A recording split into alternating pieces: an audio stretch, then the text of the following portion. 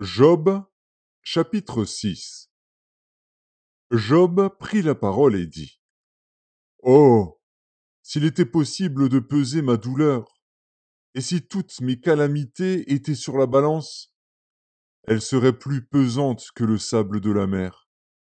Voilà pourquoi mes paroles vont jusqu'à la folie, car les flèches du Tout-Puissant m'ont percé, et mon âme en suce le venin. Les terreurs de Dieu se rangent en bataille contre moi. L'âne sauvage crie-t-il auprès de l'herbe tendre?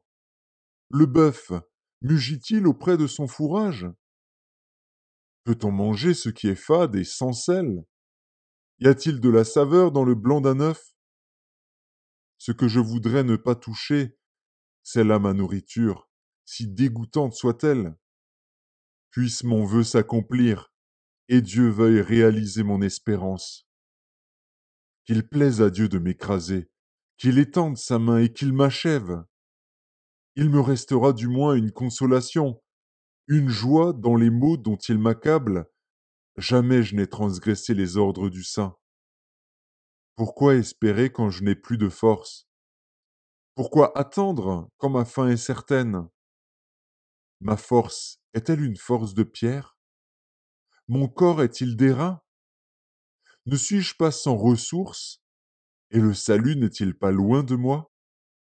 Celui qui souffre a droit à la compassion de son ami, même quand il abandonnerait la crainte du Tout-Puissant. Mes frères sont perfides comme un torrent, comme le lit des torrents qui disparaissent. Les glaçons en troublent le cours, la neige s'y précipite.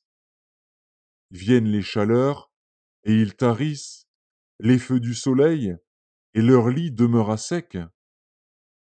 Les caravanes se détournent de leur chemin, s'enfoncent dans le désert, et périssent.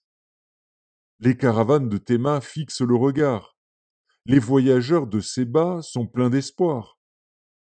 Ils sont honteux d'avoir eu confiance. Ils restent confondus quand ils arrivent.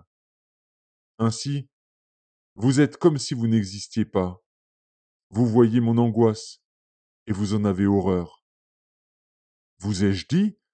Donnez-moi quelque chose, faites en ma faveur des présents avec vos biens, délivrez-moi de la main de l'ennemi, rachetez-moi de la main des méchants. Instruisez-moi, et je me tairai. Faites-moi comprendre en quoi j'ai péché. Que les paroles vraies sont persuasives, mais que prouvent vos remontrances? Voulez-vous donc blâmer ce que j'ai dit et ne voir que du vent dans les discours d'un désespéré? Vous accablez un orphelin, vous persécutez votre ami. Regardez-moi, je vous prie. Vous mentirai-je en face? Revenez, ne soyez pas injuste. Revenez et reconnaissez mon innocence. Y a-t-il de l'iniquité sur ma langue? Et ma bouche ne discerne-t-elle pas le mal?